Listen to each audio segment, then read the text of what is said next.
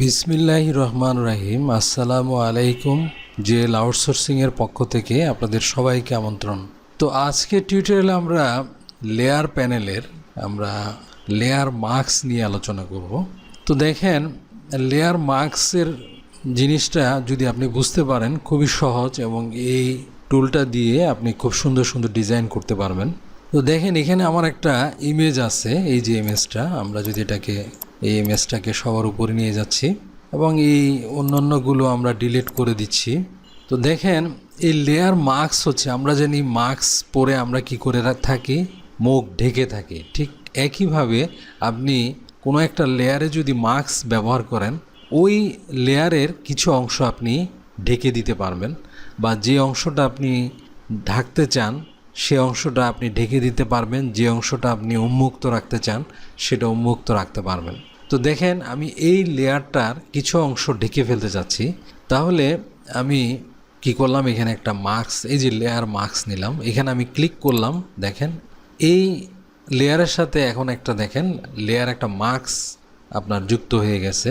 তো এখানে একটা জিনিস খেয়াল করেন যে আপনার এখানে দুইটা লেয়ার আছে। এখন এটা একটা লেয়ার, এটা একটা লেয়ার, দুইটা লেয়ার কিন্তু একটা লিঙ্ক সংযুক্ত করা আছে। তো আপনি যদি এইটাতে ক্লিক করেন, দেখেন এটার চারিদিকে যখন একটা সার্কেল চলে আসছে, তখন বুঝবেন যে এই ছবিটার উপরে আমার সিলেকশনটা হয়েছে। আর যখন এই যে লেয়ার মার্কস আমি যেটা নিচ্ছি, এটার উপরে যখন আমি সিলেকশন করব, তখন আমার এই মার্কসের উপরে আমার কি হয়েছে, সিলেকশন হবে। তো মার্কসটা কিভাবে কাজ করে? মার্কসটা সাধারণত দুইটা কালারের মাধ্যমে কাজ করে। একটা হচ্ছে যে ব্ল্যাক কালার আপনি যদি ব্যবহার করেন, তাহলে আপনি সেই অংশটাকে ডিলিট করে দিতে পারবেন, মুছে দিতে পারবেন। যেমন ধরেন, আমার এখন হোয়াইট কালার আছে, এই জন্য এই ছবিটা কিন্তু দেখা যাচ্ছে। আমি যদি এটাকে সম্পূর্ণ ব্ল্যাক কালার করে ফেলি, তো দেখেন আমি এটাকে এই মার্কসটাকে কালো কালার দিব।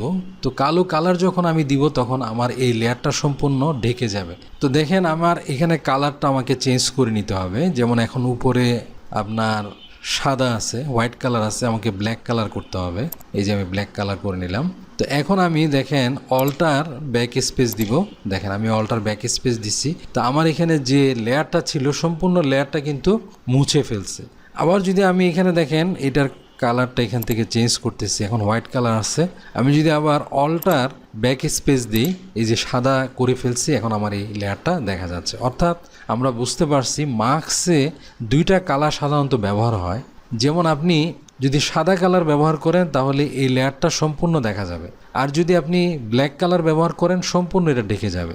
এবং আরেকটা কালার আপনার কাজ হয়, যেমন ধরেন আমি এখানে ক্লিক করলাম গ্রে কালার, ধরেন এখানে একটু আমি গ্রে কালারটা নিলাম, আর একটু গ্রে কালারটা নিলাম। এই কালারটা এখন নিয়ে, এখন দেখেন এটাকে আমি যদি অল্টার ব্যাক স্পেস দিই, তাহলে এটা কি হয়ে যাবে, আপনার এটার অপাসিটিটা, এই যে ইমেজটার অপাসিটিটা একটু কমে গেছে। তাহলে আপনি গ্রে কালার দিয়েও কাজ করতে পারবেন। যদি গ্রে কালারটা ব্যবহার করেন, একটু অপাসিটি কমে যাবে, হালকা হয়ে যাবে। আর সাদা কালার ব্যবহার করলে সম্পূর্ণ লেয়ারটা দেখা যাবে, কালো কালারটা ব্যবহার করলে সম্পূর্ণ লেয়ারটা ঢেকে যাবে। দেখেন, আমি যদি অন্য কালার ব্যবহার করি, যেমন এখান থেকে আমি ধরেন রেড কালার নিলাম, দিয়ে যদি ওকেতে ক্লিক করি, এটা কিন্তু আসতেছে না। মার্কসের ক্ষেত্রে আপনার অন্য কালারগুলো কাজ করবে না। আবার যদি আমি দেখেন এখানে হোয়াইট কালারটা সিলেক্ট করি, হোয়াইট কালারটা সিলেক্ট করলাম, ওকেতে ক্লিক করলাম, দেখেন এখানে হোয়াইট কালার হচ্ছে। তাহলে আপনি মার্কস ব্যবহারের ক্ষেত্রে আপনি তিনটা কালার ব্যবহার করতে পারবেন। তাহলে আমরা আবার কি করলাম, এটাকে আবার আমরা কন্ট্রোল ব্যাক স্পেস দিয়ে, দেখেন এটাকে আমরা সিলেক্ট করতে হবে, সিলেক্ট করে কন্ট্রোল ব্যাক স্পেস দিচ্ছি, আবার আমাদের ছবিটা দেখা যাচ্ছে। এখন দেখেন, আপনি যদি নির্দিষ্ট অংশ যদি আপনি মুছে ফেলতে চান, তো ধরেন আমি এখানে এখন ব্রাশ সিলেক্ট করব। দেখেন আমি এই যে ব্রাশ সিলেক্ট করতেছি, ব্রাশ সিলেক্ট করলাম, আমি সাইজটা একটু বৃদ্ধি করতেছি, তারপরে এটা হার্ডনেসটা একটু বৃদ্ধি করলাম। তো দেখেন আমি এখন ব্ল্যাক কালার করতেছি, করার পরে দেখেন এই যে আমি এটাতে কিন্তু আমার মার্কসের উপরে কিন্তু সিলেকশন আছে। তা আমি যে অংশটা দেখেন এই ব্ল্যাক কালার করব, দেখেন ওই অংশটা কিন্তু মুছে যাচ্ছে। দেখেন এই যে ব্রাশ করতেছি, ওই অংশটা কিন্তু মুছে যাচ্ছে, এই যে মুছে যাচ্ছে।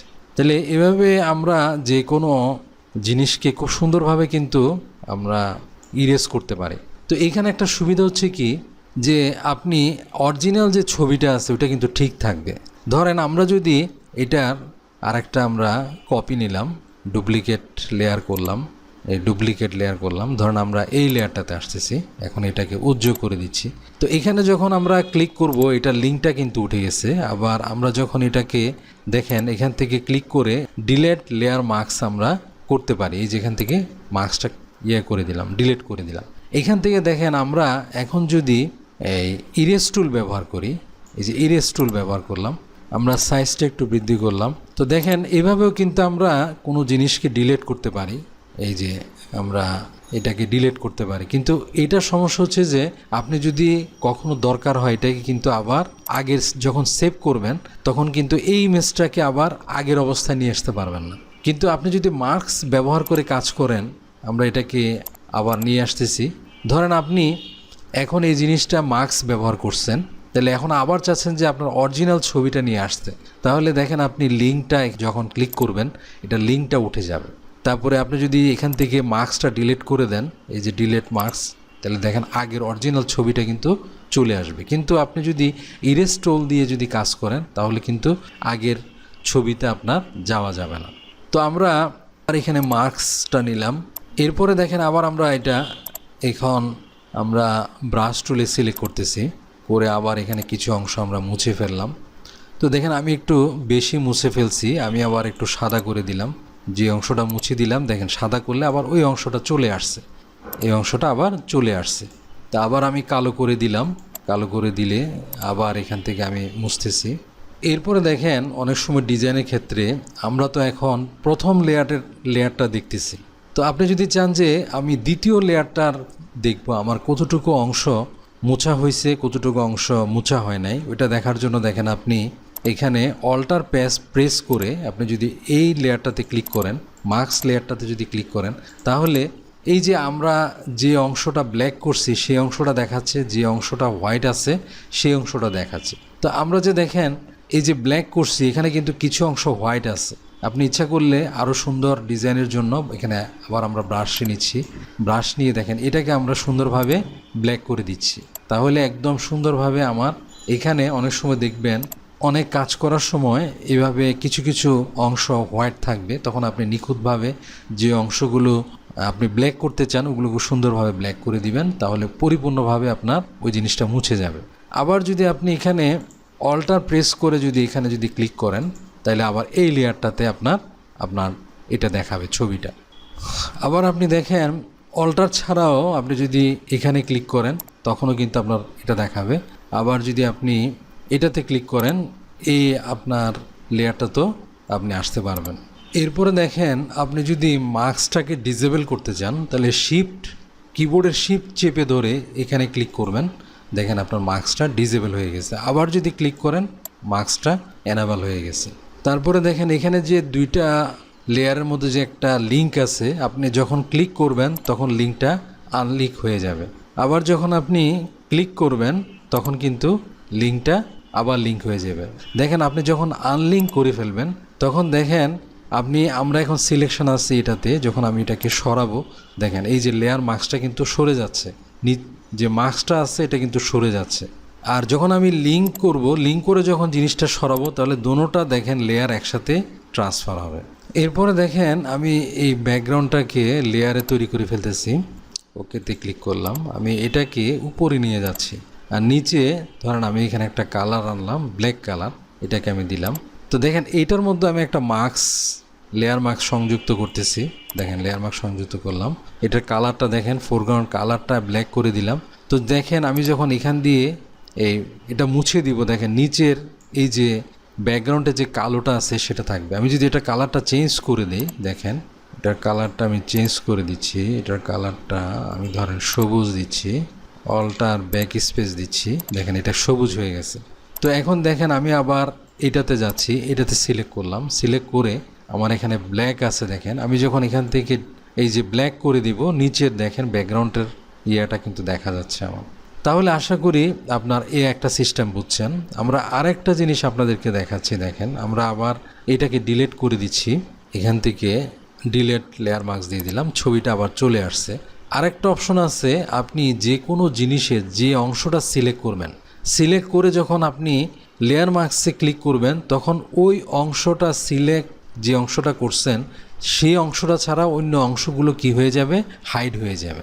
তো দেখেন আমরা ধরেন এই যে পাখিটা, আমরা ধরেন এখান থেকে একটা সিলেকশন নিই, আমরা এইটা গোল করে একটা সিলেকশন করলাম, ধরেন এই অংশটা আমরা সিলেকশন করলাম, তাহলে এই অংশটা সিলেকশন করলাম। এখন যখন আমি লেয়ার সিলেকশন করার পরে যখন আমি লেয়ার মার্কসে আমি যখন ক্লিক করব, দেখেন তখন সে কি করবে, শুধু এই অংশটা রাখবে, বাকি সব অংশটা সে হাইড করে ফেলবে। তো দেখেন আমি এখানে মার্কসে ক্লিক করলাম, লেয়ার মার্কসে ক্লিক করলাম, দেখেন আমার এই অংশটা সে শুধু দেখেন এই সাদা আছে, বাকি অংশগুলো অটোমেটিক্যালি কি হয়ে গেছে, ব্ল্যাক হয়ে গেছে।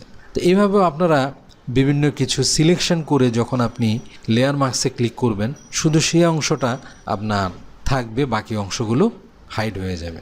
আমরা আবার এটাকে ডিসেবল করে দিচ্ছি, ডিলিট করে দিচ্ছি, ডিলিট করে দিলাম।